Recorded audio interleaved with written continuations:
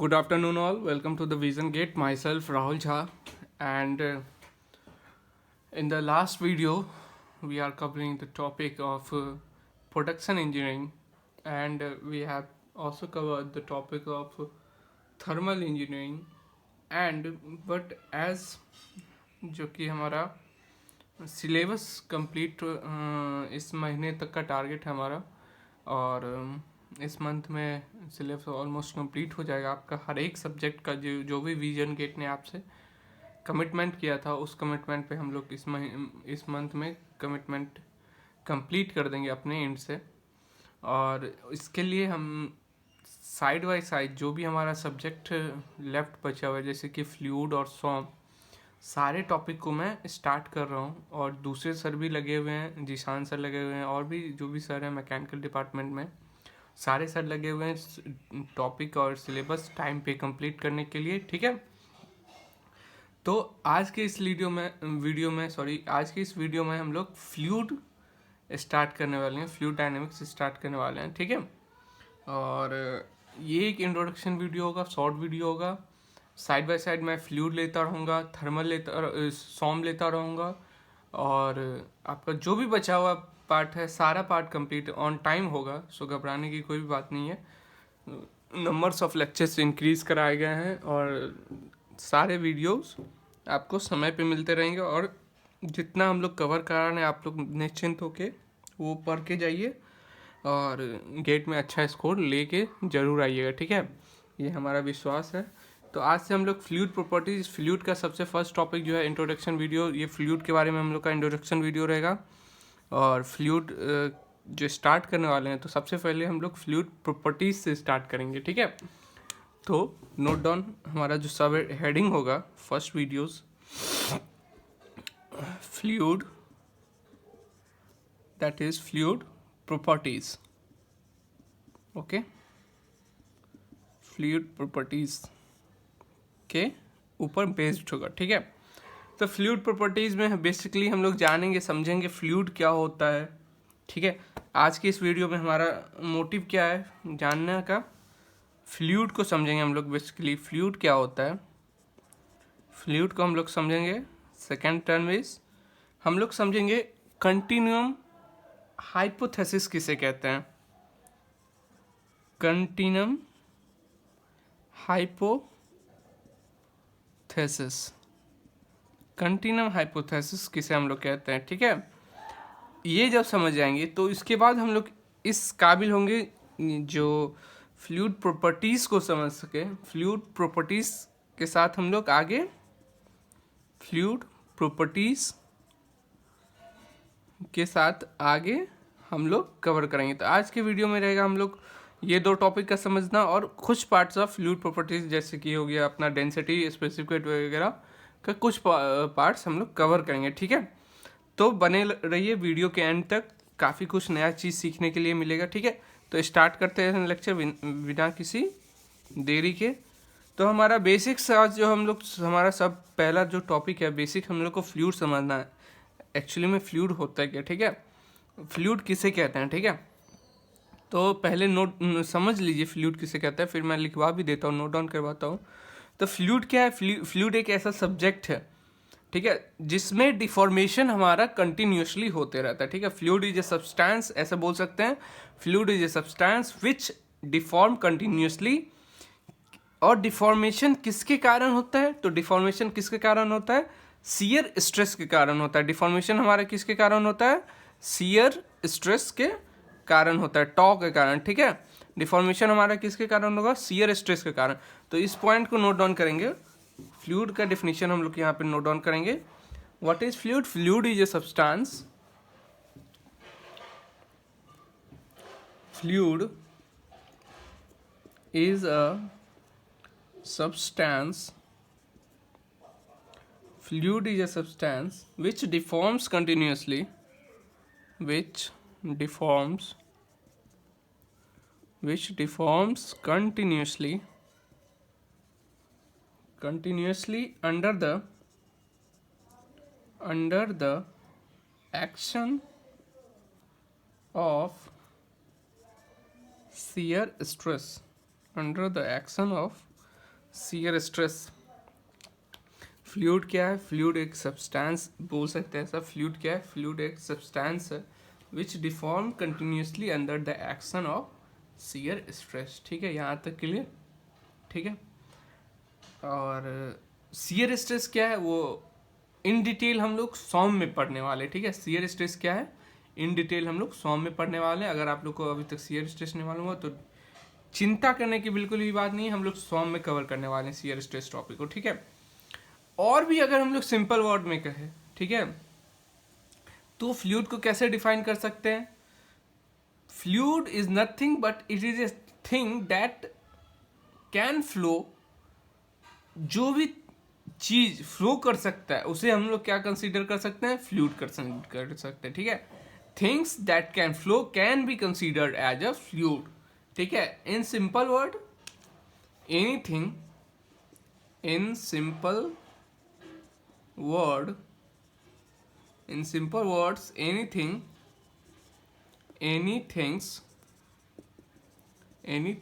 that can be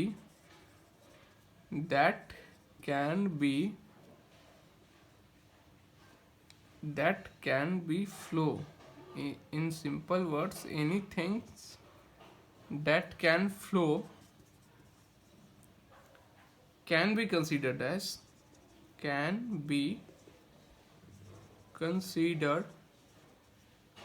as a fluid. कोई भी ऐसा चीज जो कि इन simple word anything that can be flow, जिसमें प्रॉपर्टी फ्लो होने की प्रॉपर्टी हो, anything that can be flow, उसे हम लोग क्या कंसीडर करते हैं? फ्लूइड कंसीडर करते हैं। Anything that can be flow is considered as fluid. यहाँ तक क्लियर? सभी को क्लियर हो चुका है। अब हम लोग बात करेंगे सॉलिड और फ्लूइड में बेसिकली क्या डिफरेंस है। ठीक है, सॉलिड और फ्लूइड में क्या बेसिकली डिफरेंस है। ठीक है, तो इसे मैं इरेज कर देता हूँ और अभी हम लोग बात करेंगे सॉलिड और फ्लूइड की। हम लोग बात कर रहे थे तो सॉलिड और फ्लूइड की क्या मेजरली डिफरेंस है। ठीक है, फ्लूइड और इधर हमारा क्या रहेगा? सॉलिड। ठीक है, तो कुछ टेक्निकली काफ़ी एक डिफरेंस है वो हम लोग देखते हैं। जैसे कि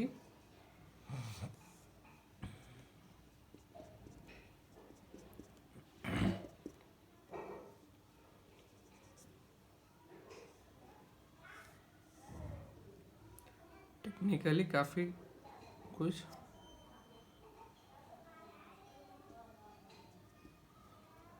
ये हमारा एक ABCD बॉक्स था। ABCD आप लोग ऐसा कुछ बोल सकते हैं। इस पे हमने शियर स्ट्रेस को अप्लाई किया, टॉर्क को हमने अप्लाई किया, तो ये कुछ इस तरह से डिफॉर्म होके AB dash C dash DA का शेप अपने ऊपर ला चुका है। ठीक है, तो यहाँ पे ये क्या हो जाएगा? ये क्या हो जाएगा? ये फाई एंगल ऑफ डिफॉर्मेशन। ठीक है, आप फ्लूइड की बात करेंगे। ठीक है, ये मान लो कुछ पाइप फ्लो हो रहा था फ्लूइड का, तो फ्लूइड और सॉलिड्स में बेसिकली क्या डिफरेंस है ना, मैं अभी क्लियर करता हूँ। ये हमारा फाई मान लो, ये एंगल क्या हो जाएगा? हमारा फाई हो जाएगा। ये एंगल क्या हो जाएगा? फाई 2 हो जाएगा। ठीक है, ठीक है, किसके कारण से डिफॉर्म हो रहा है? रीजन क्या है डिफॉर्मेशन का? टॉप शियर स्ट्रेस हम लोग अप्लाई कर रहे हैं। ठीक है, ये हमारा टॉप सरफेस है। ठीक है, डेटम सरफेस। अब यहाँ तक क्लियर हो गया सभी को। आगे हम लोग बात करेंगे सॉलिड, और इसमें हमने क्या देखा, फ्लूइड में क्या मेजर डिफरेंस होता है। तो सॉलिड में कभी भी डिफॉर्मेशन होगा तो हमारा वन टाइम डिफॉर्मेशन होता है। ठीक है, वन टाइम डिफॉर्मेशन होगा। ठीक है, वन टाइम डिफॉर्मेशन होगा। ठीक है, और फ्लूइड में क्या होता है? फ्लूइड में हमारा डिफॉर्मेशन कंटिन्यूसली होते रहता है, कंटिन्यूस डिफॉर्मेशन होता है। ठीक है, फ्लूइड में क्या होगा? हमारा फर्स्ट क्या होगा? कभी फाई ये है, कभी फाई ये है, मतलब एंगल चेंज होते रहता है। ठीक है, कोई फिक्स्ड एंगल पे डिफॉर्मेशन नहीं होता, कोई फिक्स्ड फाई पे डिफॉर्मेशन नहीं होता है। ठीक है। टाइम के साथ फाई चेंज होते रहता है। फ्लूइड और सॉलिड में एक ये बेसिकली डिफरेंस है, जैसे कि टॉ टॉ के डायरेक्टली प्रोपोर्शनल होगा यहाँ पे फाई, ठीक है। जैसे जैसे टॉ होगा वो वैसे वैसे हमारा फाई, जैसे अगर टॉ इंक्रीज करेंगे तो फाई इंक्रीज होगा, टॉ डिक्रीज करेंगे तो फाई डिक्रीज होगा। तो सॉलिड में ये केस होता है, बट फ्लूइड में ऐसा नहीं होता। फ्लूइड में किस पे डिपेंड करेगा, टॉ टॉ के डायरेक्टली प्रोपोर्शनल क्या होगा, d phi by d time. Time के साथ भी इंक्रीज करता है या डिक्रीज करता है, ठीक है। तो पहला क्या हमने क्या बोला, फ्लूइड में क्या होगा, कंटिन्यूअस कंटिन्यूअस कंटिन्यूअस डिफॉर्मेशन। हमारे पास क्या रहता है, continuous deformation. Second one is हमारे, और यहाँ पे हमारा फर्स्ट ऑप्शन क्या होगा, वन टाइम डिफॉर्मेशन होता है। यहाँ पे हमारे पास क्या होगा, वन टाइम डिफॉर्मेशन। यहाँ पे हमारे पास क्या होगा, वन टाइम डिफॉर्मेशन होता है। ये हमारा सॉलिड के केस में हो जाएगा, ठीक है। और डिफॉर्मेशन की बात करें तो हमारे पास सॉलिड में डिफॉर्मेशन क्या होगा, परमानेंट डिफॉर्मेशन नहीं मिलने के लिए मिलता है, ठीक है, रिगेन सेव कर लेता है। बट फ्लूइड की अगर बात करें तो अगर डिफॉर्मेशन हो गया तो आपको उसको शेप में नहीं ला सकते, ठीक है। तो परमानेंट डिफॉर्मेशन हमारा फ्लूइड में होता है, ठीक है। तो दूसरा क्या पॉइंट हमारा बन सकता है यहाँ पे, परमानेंट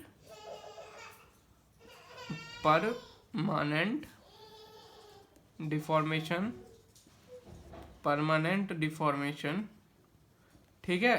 फिर यहाँ पे क्या बन सकता है दूसरा केस, यहाँ पे क्या बन सकता है हमारा दूसरा case, deformation is not permanent. Deformation is not permanent, deformation is not permanent, ठीक है। तीसरा बात करते हैं टॉ की, तीसरा बात करते हैं हम लोग टॉ की। तो टॉ किसके डायरेक्टली प्रोपोर्शनल होगा, टॉ किसके डायरेक्टली प्रोपोर्शनल होगा, यहाँ पे फाई का। ये पॉइंट मैंने पहले ही समझा दिया था। इसमें सॉलिड में हमारे पास क्या होता है, टॉ डायरेक्टली प्रोपोर्शनल टू होगा फाई के। हमारे पास फ्लूइड में क्या होगा, टॉ किसके डायरेक्टली प्रोपोर्शनल होगा, tau directly proportional to d phi by d t. यहाँ तक सभी को समझ में आ गया, ठीक है। तो ये कुछ बेसिक डिफरेंस थे हमारे पास सॉलिड और फ्लूइड के बीच में, ठीक है। तो ये जो टर्म है इसे हम लोग क्या कह देते हैं, कभी कभी नहीं, इसे इस टर्म को हम लोग क्या कहते हैं, न्यूटन्स लॉ ऑफ विस्कोसिटी, ठीक है। इस टर्म को हम लोग क्या कहते हैं, न्यूटन्स। आगे और अभी अच्छे से समझेंगे, प्रूव भी करेंगे हम लोग, ठीक है। Newton's law of viscosity, Newton's law of viscosity, ठीक है। यहां तक क्लियर हो गया। आगे हम लोग बात करेंगे दूसरा सब टॉपिक की, जो कि कंटिन्यूम हाइपोथेसिस। हमारे पास क्या है, कंटिन्यूम हाइपोथेसिस किसे कहते हैं, ठीक है। इसे मैं इरेज करता हूं। आगे बात करेंगे हम लोग कंटिन्यूम हाइपोथेसिस की।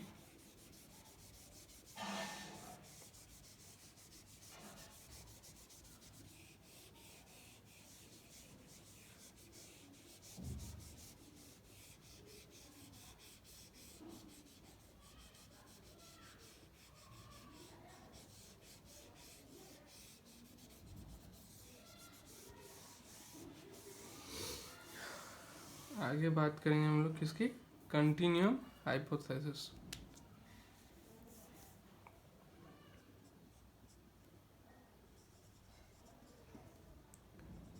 कंटिन्यूम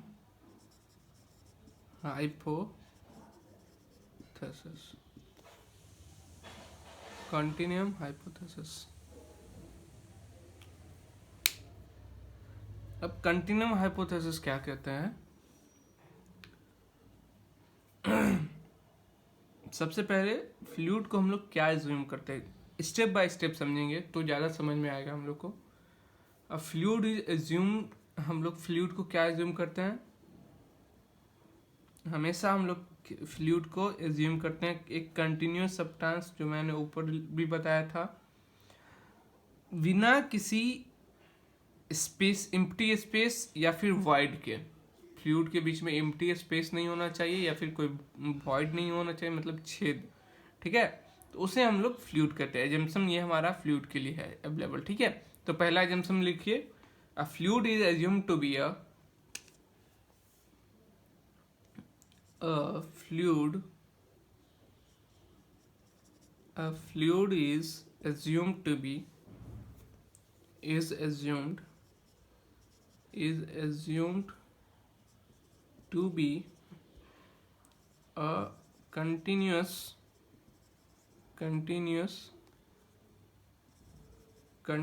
substance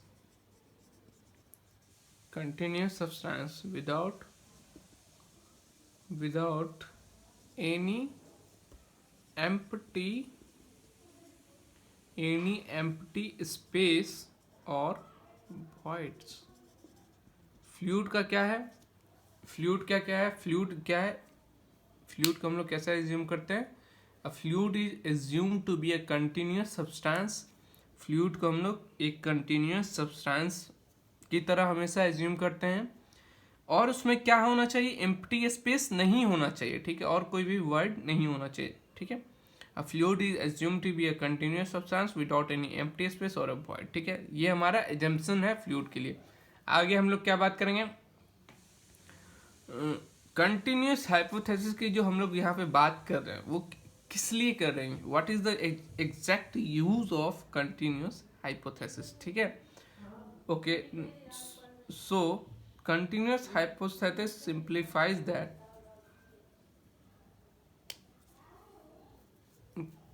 the continuum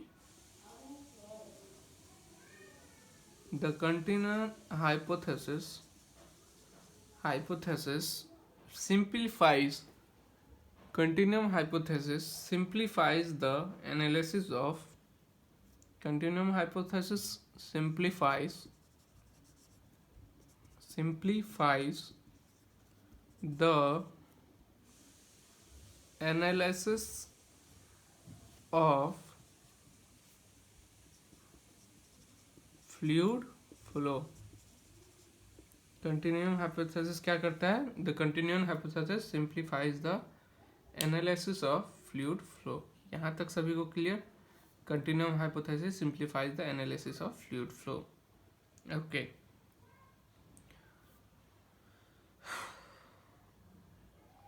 हमारा फ्लूइड फ्लो का एनालिसिस, क्योंकि देखो फ्लूइड टॉपिक खुद में ही काफ़ी बड़ा है, और इसका जो मीन्स इतने सारे जेम्सन्स इसलिए फ्लूइड में आ जाते हैं क्योंकि अगर सारा को कैलकुलेट करने रहे तो ये पीएचडी का कोर्स बन जाएगा, ठीक है, इसलिए हम लोग ये अभी एजम्पशंस लगाते हैं, ठीक है। कंटिन्यूअस हाइपोथेसिस क्या करता है, ये भी फ्लूइड के एनालिसिस को इजी करता है, सिंप्लीफाई करता है, ठीक है। अच्छा, अगर जहाँ पे हम लोग कंटिन्यूम हाइपोथेसिस का यूज कर रहे हैं वहाँ पे क्या एक और मतलब हो गया, इट ऑल्सो अलाउज, वहाँ पे हम लोग कैलकुलस का यूज कर सकते हैं एनालिसिस में, ठीक है, क्यों कर सकते हैं आगे समझेंगे। It also allows use of calculus, it also allows use of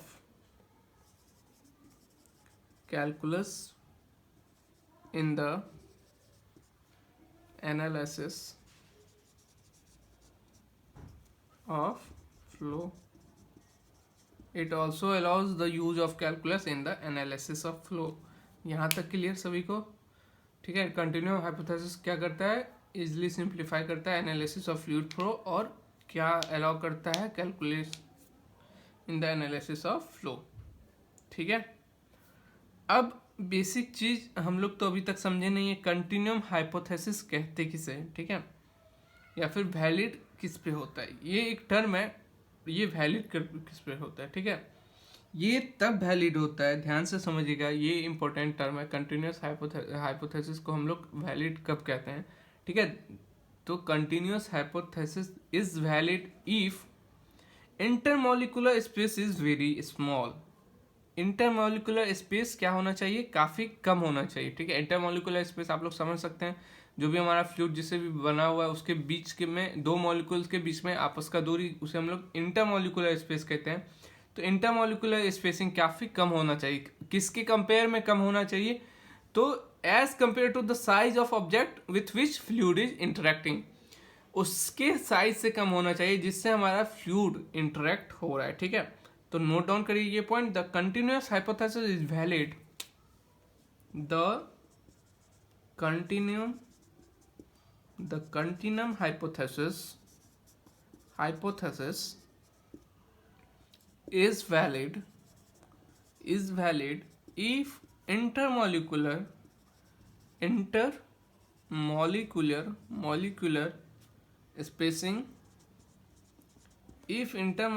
spacing is very small, okay. किसके कंपेयर में, as compare to size of the object, as compare to the size of object which size of object with which fluid is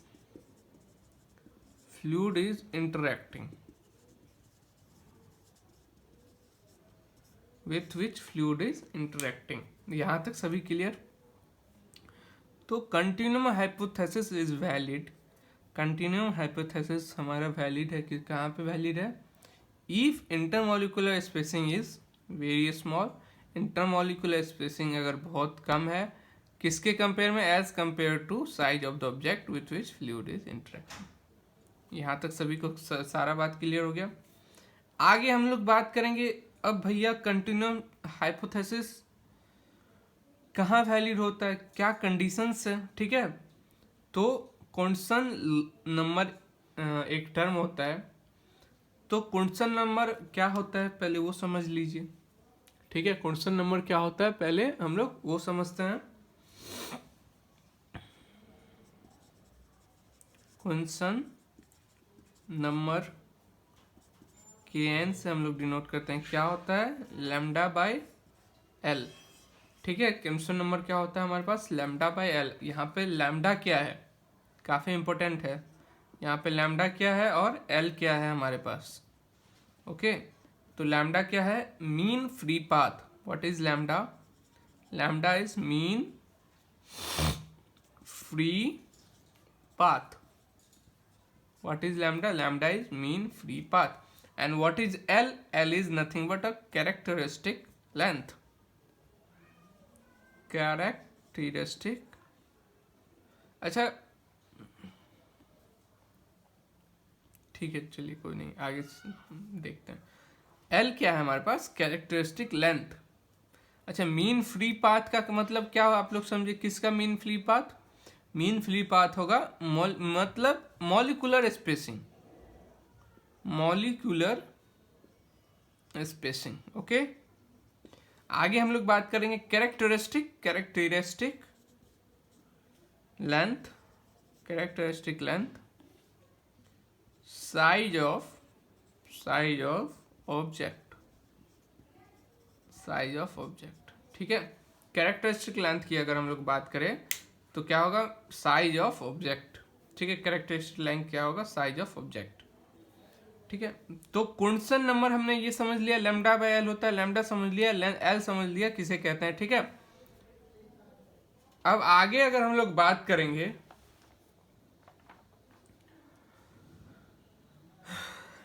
अब constant number हमने क्यों पढ़ा, constant number इसलिए पढ़ा क्योंकि यही हम लोग चेक करते हैं। Constant number is used to check the validity of continuum hypothesis. ठीक है, अब कैसे हम लोग वैलिडिटी चेक करते हैं, तो अगर हमारा कॉन्स्टेंट नंबर मीन्स अगर कंटिन्यूम हाइपोथेसिस वैलिड है तो क्या होगा, constant number is less than, एक कंडीशन है हमारे पास, और कॉन्स्टेंट नंबर लेस देन 0.01 होता है तो कंटिन्यूम हाइपोथेसिस वैलिड है।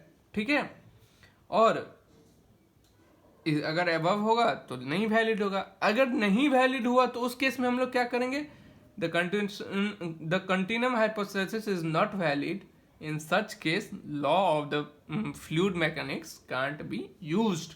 इस सारे पॉइंट को यूज नोट डाउन करिए। अगर हमारे पास क्वेश्चन नंबर ये कंटिन्यूम हाइपोथेसिस अगर वैलिड नहीं होता है तो कोई भी फ्लूइड मैकेनिक्स का कोई भी लॉ हम लोग अप्लाई नहीं कर सकते हैं उस पर, ठीक है।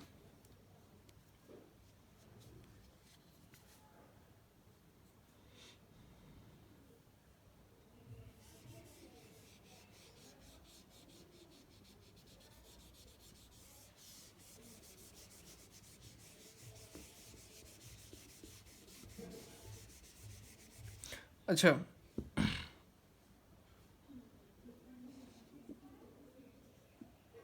एक कंडीशन से और हम लोग क्वेश्चन नंबर को और अच्छे से समझ आ सकते हैं। जैसे कि ये हमारा अर्थ है, ठीक, ये हमारे पास अर्थ है, ये क्या है, अर्थ, ठीक है। ये हमारा मान लो कोई एयर स्पेस मतलब रॉकेट या फिर कुछ भी एरोप्लेन वगैरह ये एंटर कर रहा है अर्थ के एटमॉस्फेयर में, ठीक है, ठीक है। तो ये तो साइज ऑफ ऑब्जेक्ट क्या हो जाएगा, एल, ठीक है। इन दोनों के बीच का मॉलिक्यूलर जो यहाँ पे फ्लूइड है उनके बीच का डिस्टेंस क्या हो जाएगा हमारे पास, लैम्डा, ये क्या हो जाएगा, लैम्डा। तो लैम्डा बाय एल का रेशियो निकालेंगे, तो लैम्डा बाय एल का रेशियो हम लोग जब निकालेंगे तो क्या होगा, आप लोग बताइए। तो यही एल होता है, यही लैम्डा होता है, ठीक है। तो यहाँ पे आप लोग कमेंट सेक्शन में डालिए, यहाँ पे question means continuum hypothesis apply हो रहा है कि नहीं हो रहा है, ये आप लोग का बताना पड़ेगा, ठीक है। कमेंट सेक्शन में डालिए। एग्जाम्पल से समझ में आ गया लैम्डा किसे कहते हैं और एल किसे कहते हैं, ठीक है। ये हमारा ऑब्जेक्ट है जो इंटरेक्ट हो रहा है हमारे फ्लूइड के साथ, तो लैम्डा ये होगा, एल ये हो गया, बस यही समझाना था मुझे। चलिए आगे नोट डाउन करिए।